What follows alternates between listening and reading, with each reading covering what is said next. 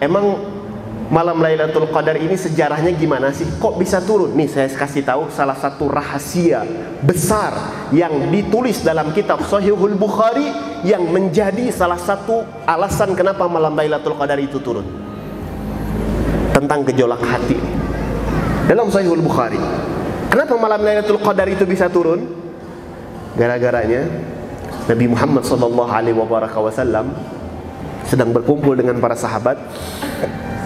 Kemudian ini diriwayatkan dalam kitab hadis Al-Muwatta juga oleh Imam Malik.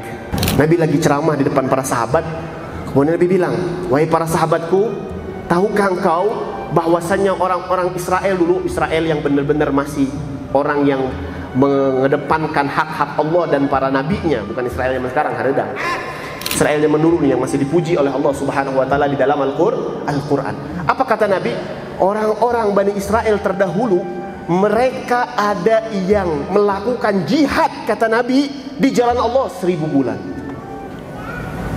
Nabi menceritakan tentang kelebihan umat-umat terdahulu.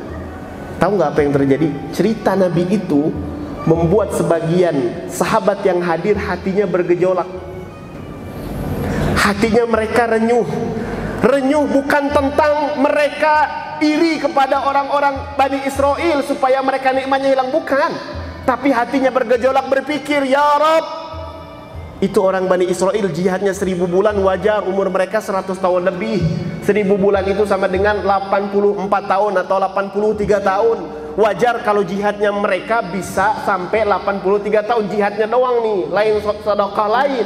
Jihadnya doang 1000 bulan. Tapi ya Allah, kami umat Nabi Muhammad tidak pernah lebih daripada 60 sampai 70. Umat Nabi Muhammad itu, kata Nabi, umatku itu di dalam umurnya a'mar ummati ma baina sittin wa sab'in. Umur umatku ini, kata Nabi, kebanyakan saat dicabut nyawanya oleh Allah, umur mereka di angka 60 sampai 70. Kalau ada yang di bawah 60 itu jarang, minoritas. Kalau ada yang di atas 70, kata Nabi, juga minoritas. Tapi mayoritas umatku rata-rata meninggalnya umur 60 sampai 70. Itu kebanyakan umat Nabi Muhammad. Diponis sama Nabi seperti itu. Tapi 60 tahunnya kita yang dirasakan oleh sahabat saat itu kepotong sama jam tidur. Kita ini sehari normalnya tidur 8 jam. Artinya sepertiga waktu kita dalam 24 jam dipotong 8 jamnya untuk tidur. Artinya kalau kita main hitung-hitungan, maka siapapun yang hari ini umurnya 60 tahun dan seharinya dia tidur 8 jam, maka 60 dikurang sepertiganya, 20 tahun dipakai itu tidur doang. 20 tahun tidur hungkul. Itu teh bener kalau tidurnya 8 jam. Di bulan Ramadan kayak gini berapa banyak anak-anak muda yang malamnya katanya dia menghidupkan malam bukan dengan qiyamul lail, menghidupkan malamnya bukan dengan sholat taraweh, tapi main game online. Beberapa kejadian di Cimahi kemarin ada, naudzubillah min dzalik, anak-anak muda dengan geng-gengnya menganiaya 1 orang, 2 orang, apapun alasannya. Tapi itu anak-anak muda kita hari ini yang mereka malamnya sibuk dengan hal yang lalai, bahkan maksiat kepada Allah. Saat Ramadannya datang, esok harinya azan subuh dia tidur, bangun lagi azan maghrib. Lebih dari 8 jam dipotong begitu banyak waktu kita untuk tidur. Belum kepotong makannya, belum kepotong lalainya. Nah, gejolak itu dirasakan lebih jauh dahulu oleh sahabat-sahabat baginda Nabi Muhammad. Mereka memikirkan, padahal mereka 24 jamnya makmur. Padahal mereka orang-orang yang pagi harinya mereka jihad, malam harinya mereka berduaan dengan Allah Subhanahu wa taala. Itu termaktub. Sayyidina Utsman bin Affan, khalifah Rasulullah yang ketiga, diriwayatkan beliau dalam salat malamnya menghatamkan 1 Al-Quran. Itu malamnya. Paginya jangan ditanya, sibuk sedekah, sibuk jihad dan lain sebagainya, simbol tentang sahabat baginda Nabi Muhammad. Tapi hati sahabat tetap bergejolak, hati sahabat tetap renyuh. Mereka memikirkan, ya Allah, itu orang Bani Israel bisa ibadah dan memiliki derajat yang tinggi di hadapanmu, wajar ya Allah. Umur mereka panjang. Lalu bagaimana kami kelak di hari kiamat ya Allah?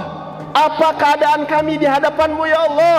Bagaimana cara kami bisa untuk saling berlomba kebaikan dengan umat-umat terdahulu sedangkan umur kami ringan ya Allah? Nabi membaca gejolak hati mereka. Nabi memahami gejolak hati mereka. Nabi ngangkat tangan berdoa kepada Allah. Di sela Nabi ngangkat tangan itu, turun malaikat Jibril dari atas langit. Apa kata malaikat Jibril? Ya Muhammad, Allah menurunkan ayat kepadamu yang bunyinya kita semua rata-rata hafal. Bismillahirrahmanirrahim. Inna anzalnahu fi lailatul qadar. Wa ma adraka ma lailatul qadar. Lailatul qadri khairun. Ajib. Bukan Lailatul Qadri alfi syahr, enggak. Lihat istimewanya umat Nabi Muhammad. Allah nobatkan Lailatul Qadar khairun. Ini jangan dipotong khairunnya nih. Allah nobatkan yang namanya malam Lailatul Qadar, ibadah di dalamnya lebih baik. Bukan sama dengan 1000 bulan, bukan. Khairun, lebih baik. Arti lebih baik versi Allah jangan kita batasi dengan 1001, 1002, 1003. Artinya apa? Engkau bukan umat terdahulu yang punya umur panjang, kata Allah.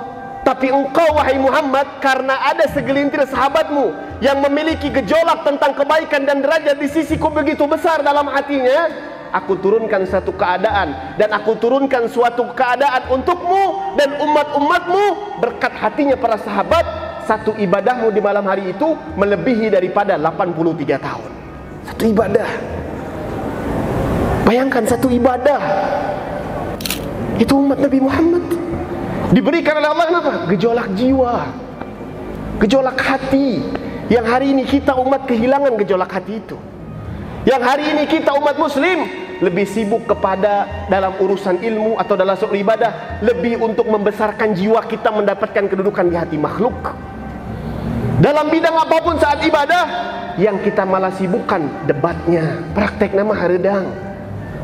Sekali prakteknya nggak benar-benar hati terhubung sama Allah, lebih suka debatnya, lebih suka memperselisihkannya, lebih suka untuk saling membenarkan diri dan kelompoknya. Naudzubillah min dzalik. Ini malam-malam seperti ini, malam-malam mengembalikan gejolak kita, ma'asyiral hadirin. Ini gejolak kita harus kita lebih besarkan lagi kepada Allah. Mindset kita harus terlintas dalam mindset dan hati kita hal-hal yang mendekatkan diri dan tentang angan-angan kelak di akhirat Allah.